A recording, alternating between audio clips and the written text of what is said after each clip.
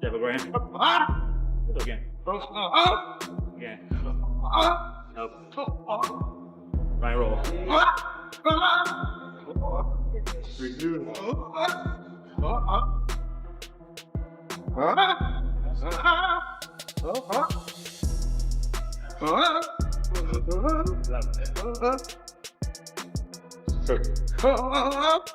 Let's roll.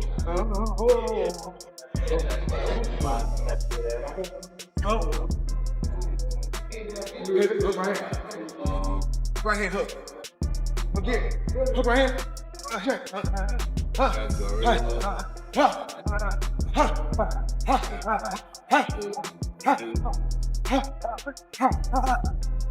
At 49 years old, Floyd Mayweather Jr. can be seen in newly released training clips displaying sharp quickness and tightly managed bursts of power during demanding workouts in the gym.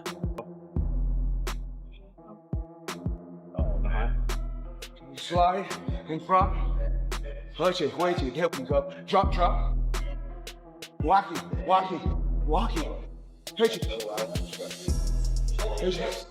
Sit. Touch it. Let it check. Short. Don't look at it. You out today. Go. Watch it. I said that like I have my distance. That's why I stepped. Shit, I have my distance. Fighters don't know their distance. You gotta know your distance. During training camp, Floyd Mayweather Jr. continues to put in serious work, maintaining crisp technique, notable hand speed, and pinpoint accuracy, even as he nears the age of 50. That's it.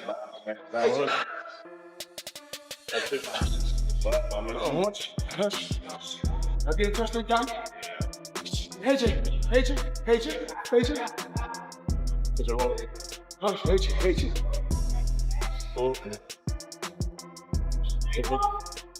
Throughout camp, Floyd Mayweather Jr. frequently incorporates demanding jump rope sessions into his routine, using the drills to enhance quickness while building lower body strength and endurance.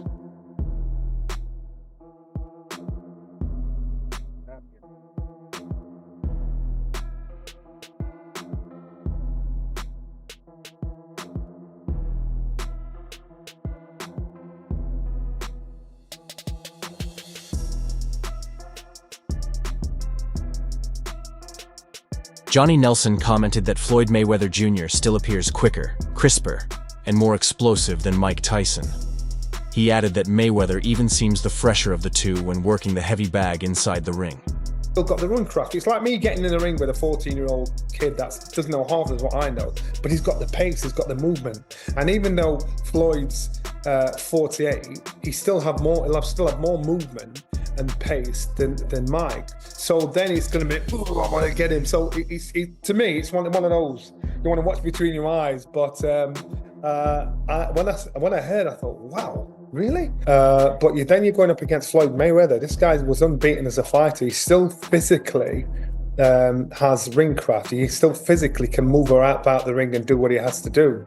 I think for Mike Tyson, he's going to be very frustrated. He will want to lay a shot on him to get rid of him, but unfortunately, you slow down. Father Time gets the better of us all. And even though I think when it comes to a fan's favourite, I'm quite sure most of the fans would love to see Mike Tyson put Floyd in his place, and that's probably what will be the attraction as well. But you've got to remember, Mike Tyson's 59 years old. You've got to remember, Floyd Mayweather is still hitting the bag in the gym. He's still moving around, even though he's 48 years old. So you've got to remember. Tony Jeff argued that Floyd Mayweather Jr. is stepping into the ring with Mike Tyson largely because of the enormous audience such an event can attract. He pointed to the surge in attention Tyson generated following his bout with Jake Paul, suggesting that exhibitions tied to Tyson have proven capable of delivering record-level viewership. yeah, I'll be able to beat him. I mean, remember when Floyd fought Manny Pacquiao? Like, he waited until Manny got knocked spark out from Marquez, and then he was like, yeah, now's my time to fight him. I just don't believe that Floyd would have fought Mike Tyson if Mike Tyson didn't fight Jake Paul. But Floyd seen that Mike Tyson couldn't hardly walk to the ring. When he got to the ring, he couldn't move around. Jake Paul was running circles around him. And that being said, I'm a huge Mike Tyson fan, like huge. But we see what Floyd's doing here. He's like, yeah, I'm going to get in there with Mike Tyson, who couldn't do anything with Jake Paul. I'm going to get millions of dollars. Well, yeah, I'm up for that. But again, I don't blame Floyd Mayweather for doing this. In boxing, I always say, you know, there's not much money in it for the regular people like me and you if you're a fighter. But for someone like Floyd Mayweather and Mike Tyson, they earned absolutely millions of dollars. With both men regarded as all-time greats, many observers believe the primary motivation behind a matchup between Floyd Mayweather Jr. and Mike Tyson centers more on financial reward than on adding to their competitive legacies.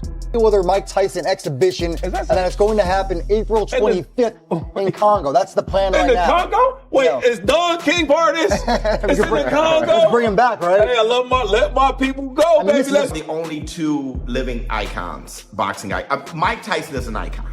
All right, Floyd Mayweather, that's debatable. But Floyd Mayweather, Manny Pacquiao, that's debate. I mean, by now they're probably icons. Mike Tyson, icon versus icon, in an exhibition effort. You might as well. I want to say this though. If you guys thought Mike Tyson was pulling punches against Jake Paul and that wasn't real, well, he ain't gonna pull no punches against Floyd. Like, that dude has shown that he ate it. Remember his feint punch at Floyd?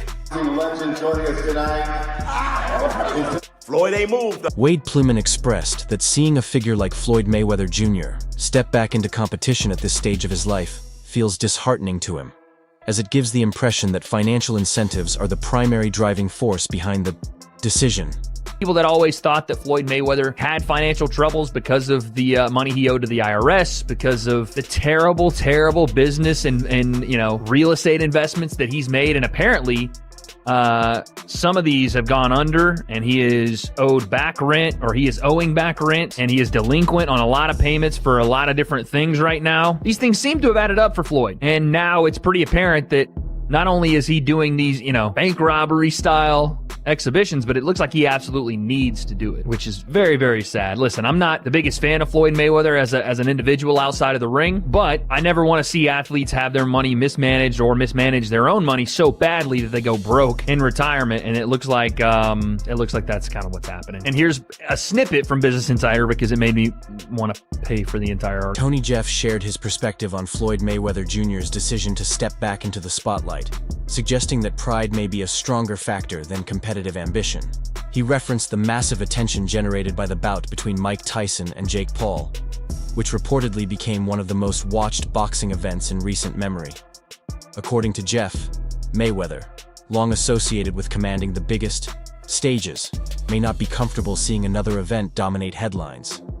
He believes the desire to reclaim center stage and potentially surpass those viewership numbers could be fueling Floyd's renewed push.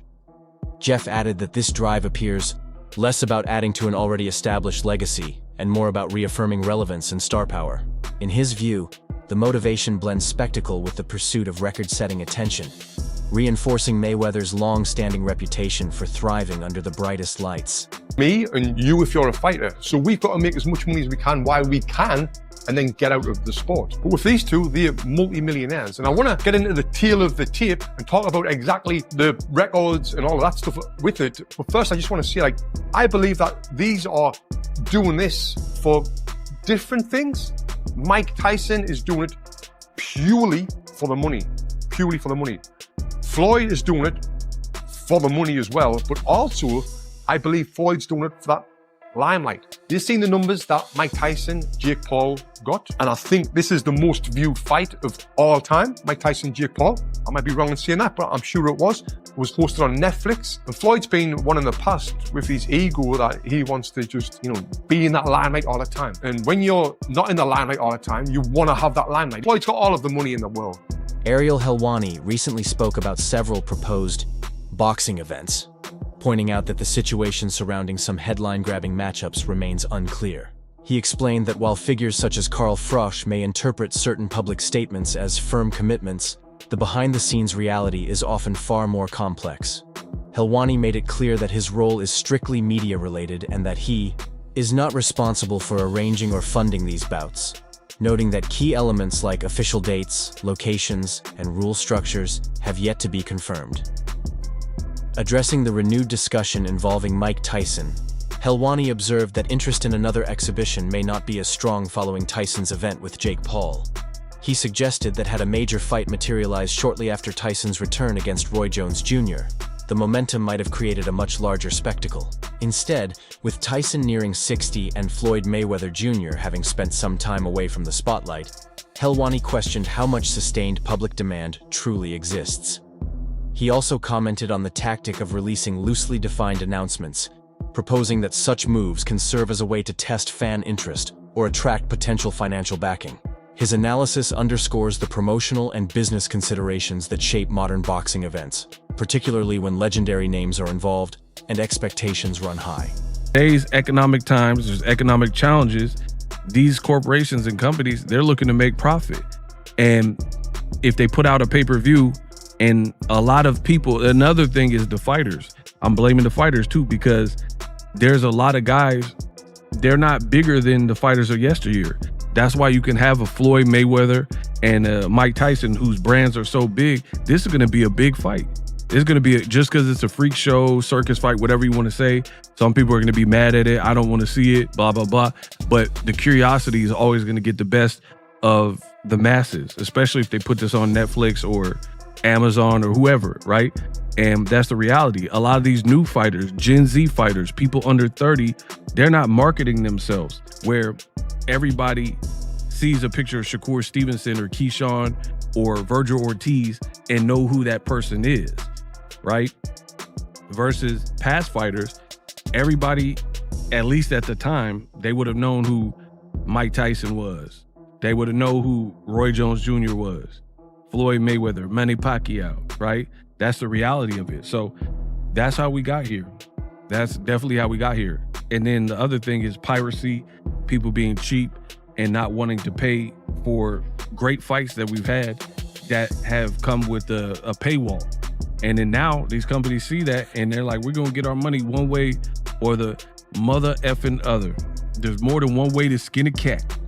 And that's the reality of it. So now when we get these freak show fights, they've already seen that YouTubers and influencers come. That wraps up today's video.